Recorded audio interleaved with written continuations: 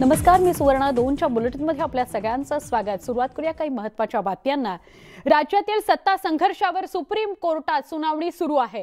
पक्षाचं चिन्ह ही काही आमदारांची संपत्ती नाही, हा निवडणूक आयोगाचा निर्णय आहे, पण आमच्याकडे तो वापरण्याचा कायदेशीर अधिकार आहे, असा युक्तिवाद शिंदे समर्थकांचे वकील कौल यांनी केला। जी व्यक्ती निवडणूक आयोगाकडे जात आहे ती अपात्र ठरली तर त्यांच्या वैधतेवर आणि अधिकार क्षेत्रावर परिणाम होतो का, अशी विचारणा घटनापीठाने यावेळी केली। घटनात्मक संस्था असल्याने निवडणूक आयोगाला निर्णय घेण्याचा अधिकार असल्याचा युक्तिवाद शिंदे गटाच्या वतीने केला आहे। कौल यांनी तो केला। घटनापीठाने यावेळी या सदस्यांना पक्षातून काढून टाकल्याचं पत्र निवडणूक आयोगाला देण्यात आलं होतं का, अशी विचारणा उद्धव ठाकरेंच्या वकिलांना केली। यावेळी अभिषेक मनु सिंघवी यांनी सुप्रीम कोर्टात सादिक अली विरुद्ध निवडणूक आयोगाच्या प्रकरणाचा दाखला दिला।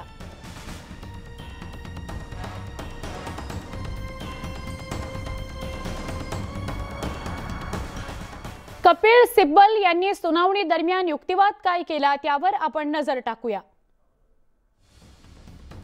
29 जूनला अपात्रतेबाबत शिवसेनेने कोर्टात अर्ज केलेला आहे। 29 जूनलाच मुख्यमंत्र्यांचा शपथविधी आणि मंत्रिमंडळाची स्थापना झाली आहे। कोर्टात प्रकरण असल्यामुळे हे सगळं प्रकरण निकालाच्या अधीन आहे। विधानसभेचं कामकाज निर्णयाच्या अधीन आहे।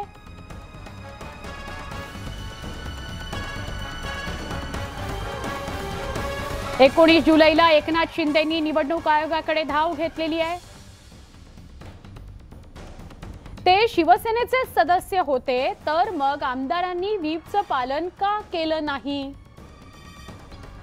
ते विधिमंडळाचे सदस्य असतील तर ते वेगळा पक्ष स्थापन करू शकत नाहीत।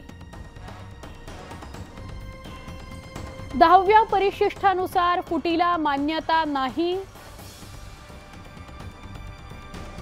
मग फुटीर आमदार एखाद्या पक्षाचा कसा असू शकतो? अपात्रतेचा निर्णय घेतल्याशिवाय इतर गोष्टींवर निर्णय होऊ शकत नाही। व्हीप धुडकावला, त्यांनी भाजपला मतदान केलं।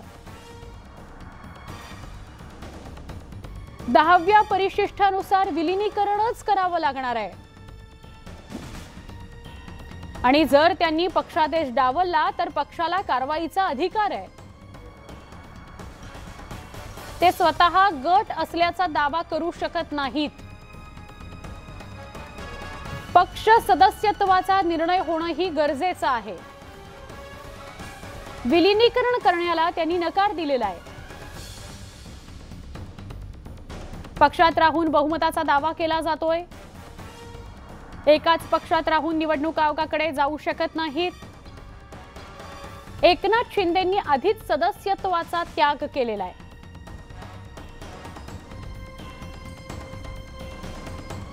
अभिषेक मनु सिंघवी यांनी काय युक्तिवाद केला त्यावरही नजर टाकू। एकाच वेळी कोर्ट, निवडणूक आयोग यात सुनावणी कशी काय शक्य आहे? विलीनीकरण किंवा नवा पक्ष स्थापन करावा लागेल।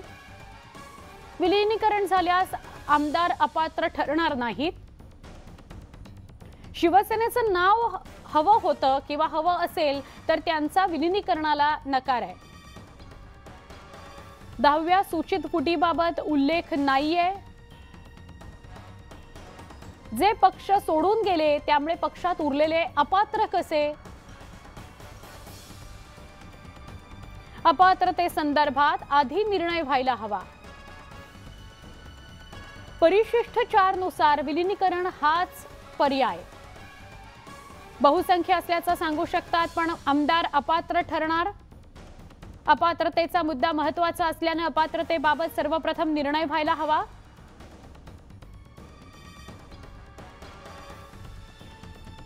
नीरज कौल यांनी काय युक्तिवाद केला त्यावरही नजर टाकूया। संख्या नसतानाही एकनाथ शिंदेंना गटनेते पदावरून काढलं गेलं। अल्पमतात असतानाही त्यांनी आमदारांची बैठक घेतली। अल्पमतात असताना आमदारांची बैठक कशी काय घेऊ शकतात? शिंदेंना पदावरून हटवल्यानंतर अपात्रतेची नोटीस बजावलेली आहे। त्याआधी उपसभापतींविरोधात अविश्वास प्रस्ताव दिला गेला। अविश्वास प्रस्ताव प्रलंबित असतानाही उपसभापतींनी अपात्रतेची नोटीस बजावली। 22 तारखेला आम्हाला अपात्रतेची नोटीस पाठवली। आम्ही उपसभापतींच्या नोटिशीला आव्हान दिलं। राज्यपालांनी फ्लोर टेस्टचे आदेश दिले, मात्र बहुमत चाचणी आधीच ठाकरेंनी राजीनामा दिला। ठाकरे गट प्रत्येक प्रकरण सुप्रीम कोर्टात घेऊन जात आहे। राज्यपालांच्या आदेशालाही त्यांनी कोर्टात आव्हान दिलंय। सर्व अपात्र झाले तरी आयोगाकडे जाण्यापासून थांबवू शकत नाहीत।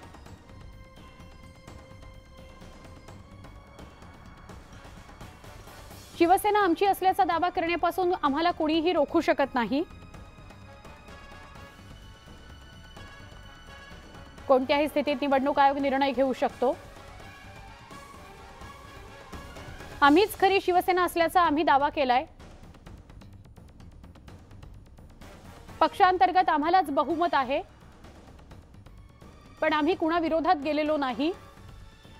आम्ही कुणालाही पक्षातून काढून टाकलेलं नाही, पण बहुमत असताना त्यांनी पदावरून काढलं। विधानसभा अध्यक्षांनी अपात्रतेचा निर्णय घ्यायला हवा। चिन्हाबाबत निर्णय निवडणूक आयोगाने घ्यावा।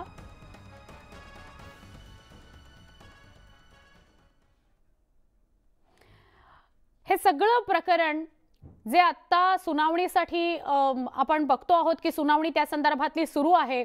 एका बाजूला निवडणूक आयोगासमोर सुद्धा हे प्रकरण आहे। या सगळ्या विषयी आपण सविस्तर बोलणार आहोत। कायदे तज्ञ गिरीश राव आपल्या स्टुडिओमध्ये आलेले आहेत। गिरीश सर, तुमचं स्वागत।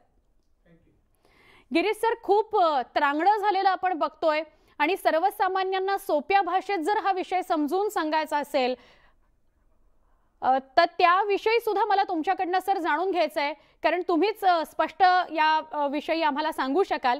मात्र पुण्यामधली एक बातमी आहे, त्याकडे आपण वळणार आहोत आणि मग पुन्हा चर्चेकडे वळूया। एक ब्रेकिंग न्यूज आपल्यापर्यंत पोहोचते। पुणे विद्यापीठामध्ये विद्यार्थ्यांचं आंदोलन सुरू झालेलं आहे। विद्यार्थ्यांनी कुलगुरूंच्या केबिन समोर आंदोलन सुरू केलेलं आहे। कुलगुरूंना भांडी भेट देण्यात आलेली आहे। त्याचं कारणही तसंच आहे। ही थेट दृश्य आपण बघतोय पुणे विद्यापीठाच्या बाहेरची। कुलगुरू काळे यांच्यासाठी भेटवस्तू आंदोलनाच्या माध्यमातून दिल्या जात आहेत। पुणे सावित्रीबाई फुले विद्यापीठात प्रभारी कुलगुरूंच्या बंगल्यासाठी चक्क संसार उपयोगी वस्तूंची खरेदी करण्यात आली। पैशांची त्याकरता उधळपट्टी झाली। म्हणजे कुकर असेल, मिक्सर असेल, डिनर सेट असेल, पॅन, बरणी, उषा, पडदे, सगळ्या 92 वस्तू ज्या संसारोपयोगी आहेत त्या वस्तूंची खरेदी झालेली आहे विद्यापीठाच्या पैशातून। प्रभारी कुलगुरूंच्या संसारावर विद्यापीठाने 1.5 लाख रुपयाचा खर्च का केला किंवा चुराडा का केला, या सगळ्या बिलांच्या कॉपी न्यूज 18 लोकमतच्या हाती लागल्यात। विद्यापीठ प्रशासनाने प्रभारी कुलगुरूंना अख्खा संसारच उभारून दिलाय। पुणे विद्यापीठाचा चार्ज सध्या कारभारी काळे यांच्याकडे आहे। याचा निषेध करत विद्यार्थ्यांनी हे आंदोलन सुरू केलेलं आहे। त्यांच्या केबिनच्या बाहेर जोरदार घोषणाबाजी सुरू आहे। हातात किचन मध्ये लागणाऱ्या काही वस्तू या सगळ्यांच्या हातात दिसतायत। कुलगुरू काळेंसाठी या 1.5 लाख रुपयांचा चुराडा करण्यात आलाय। विद्यापीठाचे पैसे आहेत हे। पुणे विद्यापीठाला सध्या फुल टाइम कुलगुरू नसल्यामुळे कारभारी काळे यांच्याकडे या कुलगुरू पदाचा प्रभारी चार्ज देण्यात आलेले। ते नुकतेच या कुलगुरू निवासस्थानी राहायला आलेले आहेत, पण ते येताना अक्षरशः खाली हात आलेत असंच म्हणावं लागेल।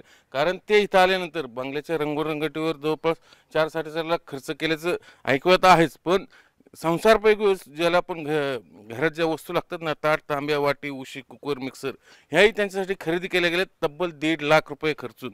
मग हे कुलगुरू म्हणजे अख्खा संसारच इथं विद्यापीठाच्या खर्चाने खरेदी करतात की काय, अशीच चर्चा इथं विद्यापीठ परिसरात सुरू आहे। म्हणजे खरं तर विद्यापीठ हे विद्यार्थी केंद्रित असलं पाहिजे, पण या विद्यापीठात कुलगुरू अगदी उशी, गादी, बेड, सोफा हे सगळे विद्यापीठाच्या पैशातून खरेदी करतात। आणि ज्यावेळेस जुने कुलगुरू निघून गेले इथून, पदभार संपल्यानंतर ते सगळं सामान घेऊन गेले म्हणून आम्हाला नवीन खरेदी करावं लागते असा या नवीन प्रभारी कुलगुरूंचा दावा आहे। पण मुद्दा असा आहे, दरवेळेस असं सामान नवीन खरेदी केलं जातं, पुन्हा ते कुलगुरू घेऊन जातात की काय। मग आता ह्या कुलगुरूंसाठी घेतलेलं मुळात त्यांचं प्रभारी चार्ज हे किती दिवस राहणार माहीत नाही। मग एवढ्या प्रभारी चार्जसाठी एवढ्या नाहक पैशांची उधळपट्टी, ते बी संसारातली वस्तू, मग कुठलाही माणूस ज्यावेळेस घरात राहतो तो हे वस्तू त्याच्याकडे असतात।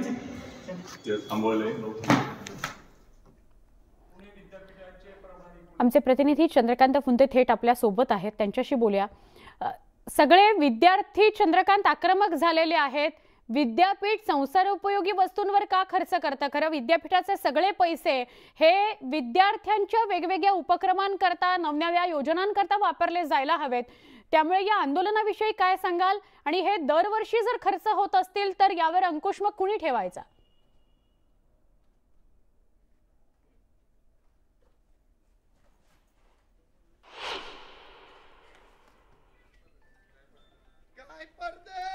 चंद्रकांत, आवाज येतोय? हे का होतंय माहितीये काय, विद्यापीठाला फुल टाइम कुलगुरू नाहीये सध्या।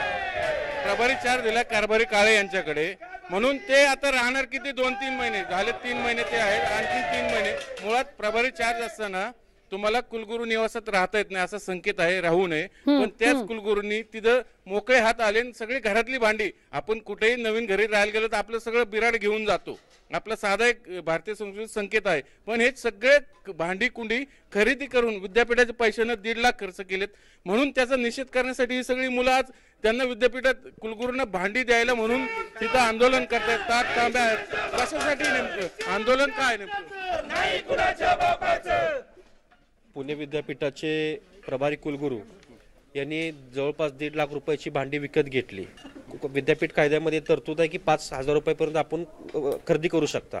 आणि कुठल्याही कुलगुरूंची जेव्हा बदली होती, कुठल्याही अधिकाऱ्याची बदली होती, बांधाबाद भत्ता म्हणून आपल्या कायद्यामध्ये तरतूद आहे, ट्रॅव्हलिंग अलाउन्स ज्याला म्हणतो ते भत्त्याची तरतूद आहे। आणि असं कुठं नसताना 6 लाख रुपयाचे पडदे, 6,000 रुपयांचे चप्पल, जवळपास 20,000 रुपयांची नॅपकिन, असे अनेक विद्यापीठाच्या पैशाची, विद्यार्थ्यांच्या पैशाची उधळपट करण्याचं काम या प्रभारी कुलगुरूंनी केलेलं आहे। ज्या विद्यापीठाला आपण ऑक्सफोर्ड ऑफ द ईस्ट म्हणतो, ज्या विद्यापीठाची ठेवी जवळपास 300 कोटींच्या एफडी होती, ती मोडून विद्यापीठामध्ये ठेवी मोडली। 300 भांडे घ्यायसाठी ठेवी मोडले नाही, आता त्यांचे ते काय खर्च करतात ते कोणालाच कळू देत नाहीये। मी माहितीचा अधिकार टाकलं, माहितीचा अधिकारात ते उत्तर देत नव्हते, तर आमचे सुद्धा काही लोक आहेत ओळखीचे, मग त्यांच्या माध्यमातून आम्हाला बिलं हातनं मिळालीत। आणि आज ज्या वर्तमानपत्रात काय घेतलं एकदा प्रेक्षकांना कळू दे। 18 उशी घेतल्या आहेत। 18 उशी केवढ्याचे आहेत ते? 20,500 रुपयाच्या 18 उशी घेतलेल्या आहेत। असे 154 भांड्यांची आणि 154 सामानांची लिस्ट त्या लोकांनी काढलेली आहे। बाकीच्या माहिती अजून आम्ही काढत आहोत। काय काय भांडे? त्याच्यात चमचे आहेत, वाटी, लाटणं आहेत, त्यानंतर तुमचे मिक्सर, कुकर, 6 कुकर घेतलेले आहेत, 6 कुकर, आणि किचन मध्ये लागणाऱ्या जेवढ्या वस्तू आहेत सर्व, अप्पे बनवायचं, अप्पे, इडली, अजून काय काय ते बाकी डोसाचे, सँडविचचे आहे ते मशीन आहेत। असे 154 भांड्यांची लिस्ट आमच्याकडे लागलेली आहे, आम्ही आणली। म्हणजे स्वर्ण गंमत सर, फीची जी आहे, तुम्ही एक्झाम फी वाढवतात, तुम्ही शिक्षण शुल्क वाढवतात, आणि ह्या पैशांचं तुम्ही करतात काय? तुम्ही 300 कोटींची तुम्ही एफडी मोडली, आणि हे पैसे प्रभारी कुलगुरू आहेत। प्रभारी कुलगुरू आहेत, सर्वात महत्त्वाचं हे प्रभारी कुलगुरू आहेत। अजून 4 महिने झालेत, आपल्याकडे कुलगुरू नाही। हे पूर्णपणे एका विचारधारेने चालणारे कुलगुरू आहेत, आणि विद्यापीठात सुद्धा ते त्याच पद्धतीने काम करतात। बरेचसे विषय 50,000 रुपयाचे जे 50,000 रुपये दर महिन्याला निकाल लागले नाही, जे निकाल लागले त्याच्यात गोंधळ सुरू आहे, मुलांचे मार्क कमी पडलेत, नापास झालेत 50% मुलं। आता लॉ कॉलेजच्या मुलांनी आंदोलन केलं, तो विषय राहिला बाजूला, आणि हे भांडे खरेदी करतात। मी कुलगुरूंना 6 वेळेस भेटायला आलो, भेटत नाही। आता सुद्धा आहे कुलगुरू, बघा तुम्ही आता इथं आलेला आहात, कुलगुरू भेटायला तयार नाहीत, कुलसचिव भेटायला तयार नाही। आम्ही कधीपासून 1.5-2 तास झाले मी इथं आंदोलन करतोय, कोणी चालतं तयार नाही। आम्ही सुरक्षा रक्षक जे पोलीस त्यांनी सांगितलं, तुम्ही त्यांना बोलवा, समोर त्यांना आम्ही निवेदन देऊ, अर्ज देऊ, आणि यापुढे युवक काँग्रेस जोपर्यंत कारवाई होत नाही तोपर्यंत आम्ही मागे हटणार नाही। आतापर्यंत बऱ्याच चौकशा झाल्या, पण त्याच्या पुढे काय झालं त्याचं उत्तर लागत नाही, पण आम्ही उत्तर येईपर्यंत आम्ही थांबणार नाही। राज्यपालांपर्यंत जाऊ, राज्यपालांची वेळ घेऊन, त्यांची भेट घेऊन यांच्यावर कारवाई करा, आणि व्यवस्थित ऑक्सफोर्ड ऑफ द ईस्ट आपलं नाव कंटिन्यू राहील त्या हिशोबाने काम करा अशी आमची मागणी आहे। आपण जनरली नवीन कुलगुरू आल्यानंतर ते रंगरंगटीसाठी थोडाफार खर्च होतो, ते इमारत, सोफा बिफा, पण ताट वाटे चमचा यासाठी असं आंदोलन होत असेल तर काय नामुष्की आहे।